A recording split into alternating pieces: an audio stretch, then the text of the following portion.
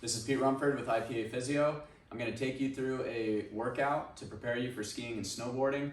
I'll go through it one time. I encourage you to go through 2 to 3 times. Try to do it every other day.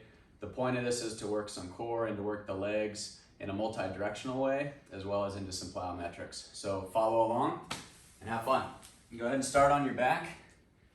I'm going to have you lie flat, bring your knees up towards your chest if you can, slightly past your hips, lift your head. Take your hands and I want you to push into the knees, up and away, and just feel how that automatically activates your core. Play around with your head position so that you're not too far up, but I don't want you in extension. If you need to, you can support the head with one hand or have a pillow underneath. Otherwise, keep the chin tucked, tongue on the roof of the mouth, and focus on feeling how that core is engaging. All right?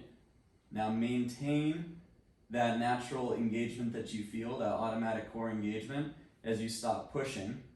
And I want you to keep your core tight, put your hands on your legs, and you're gonna alternate straightening one leg out, bringing it in. Straighten the other leg out, bring it in. If you need to regress, you can go to a heel tap, where you're alternating tapping your heel. Again, if you need to rest your head, you can use one hand to support it up or let it down, but I'd prefer it to be slightly elevated. If you want to make this a little harder, take the leg, lower down, bring it up, bring it in, take it out, lower it down, bring it up, bring it in. The goal here, and I'm going to go back to the first position, is to be able to isolate the leg and the hip without rotating or arching your back. All right? So we'll go another 20 seconds or so, alternating positions. One leg goes out, comes in as the other goes out, comes in.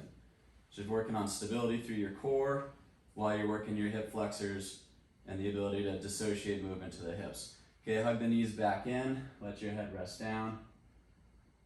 You can roll a couple times and come up to sitting here. All right, want to go into a squat, and if you can get your feet a little wider than hip width apart, go all the way down if you're able to, just for mobility. And I want you to sink into both knees, both hips, both ankles. If you can't go all the way down, that's fine. Just go as low as you can and then pop back up.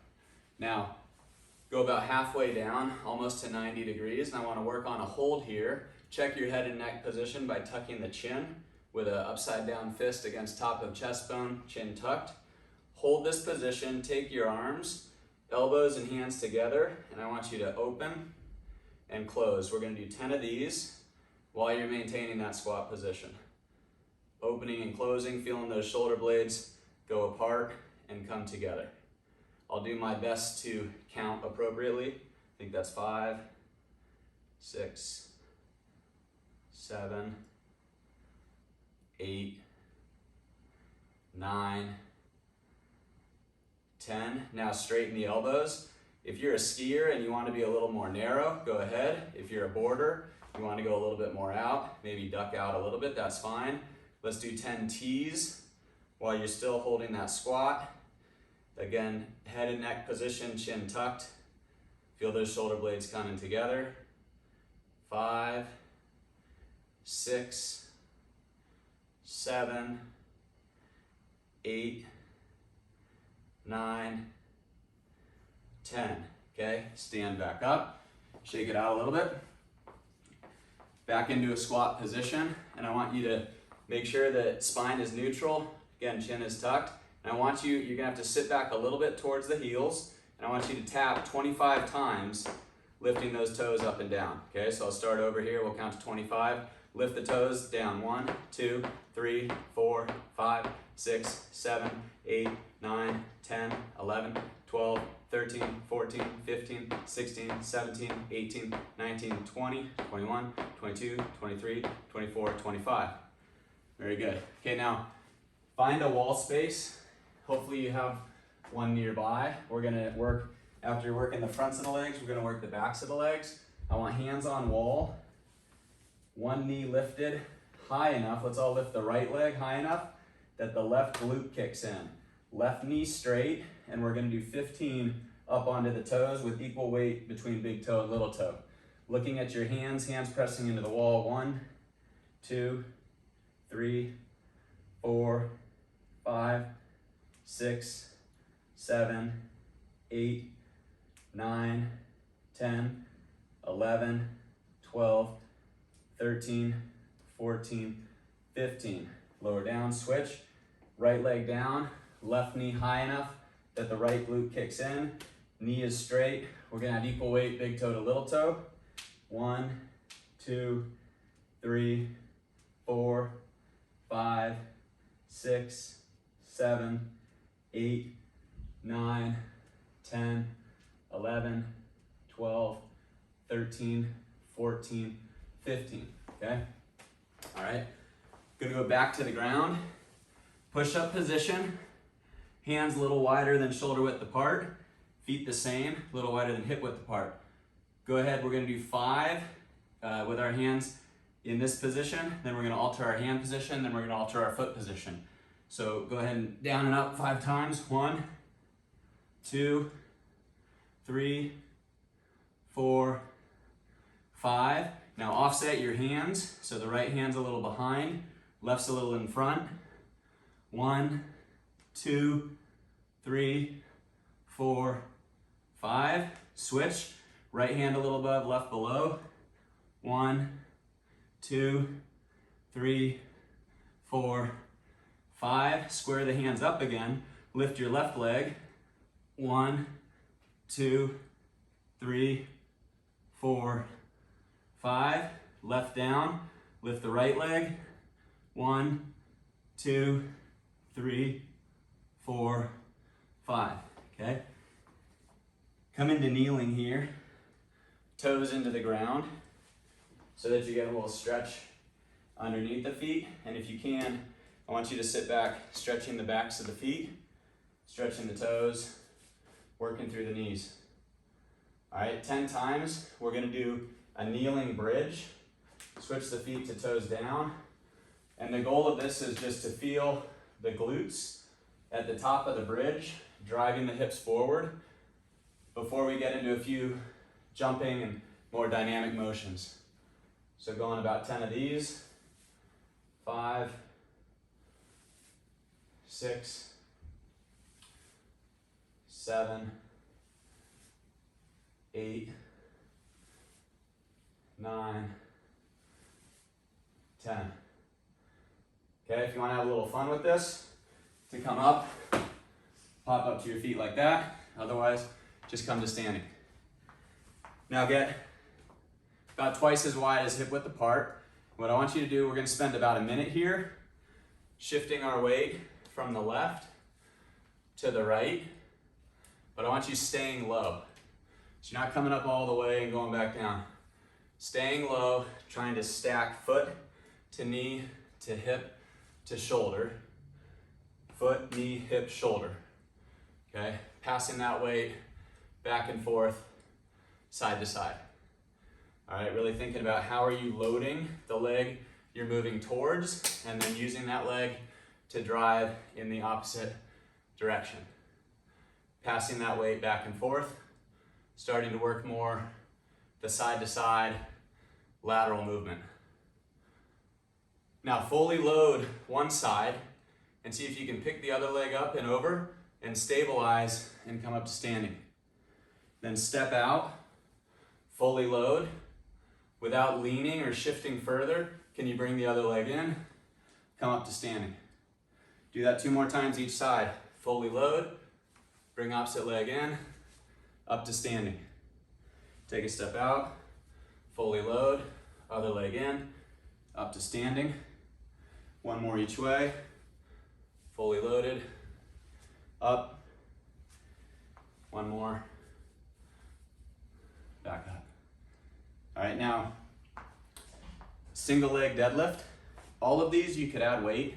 The goal of this is just body weight. You don't need anything. You can do this wherever you are. So you're gonna stand on one leg with a slight bend in the knee. Let's start on our left leg, right hand's out in front. Spine's gonna stay straight, right leg's gonna stay straight. Tip forward, and then back, up. Tip forward, back up. That's 2. Forward, back up. forward. That's 4. We're gonna do 10 of these each side. 5, 6, 7, 8, 9, and if you can do all of these without even tapping down the opposite foot, that's great. Working on balance. Switch to the right leg, left hand's down, left leg straight, tip forward, back up. And again, if you wanted to add weight and you had it nearby, you can put a little bit of weight in that left hand, but make sure that you're controlling your body weight well first before adding any weight. 5, 6, 7, 8, 9, 10. Okay, feet under you, hip width apart. We're gonna do squat jumps. And what I want you to do is go down into a squat and you're gonna come up into a jump. Think about those glutes like in that kneeling bridge, driving the hips forward to create that momentum. We'll go 10 of these. Use your arms down. 1, 2, 3, 4, 5, 6, 7, 8, 9, 10. Very good. Now stand on left leg, right leg lifted slightly. We're gonna rotate that right leg out to the side. Try not to let that hip or the pelvis shift. So we're working on maintaining the knee that we're on, the left knee straight forward, while the right leg goes out to the side. So hands on hips to stabilize pelvis, slight bend in the left knee, rotate right leg out and in. Isolating that hip.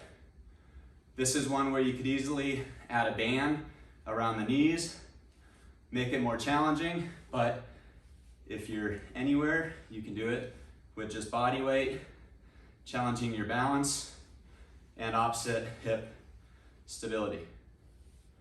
Okay, switch legs, right leg down, left knee lifted, up and out, back in.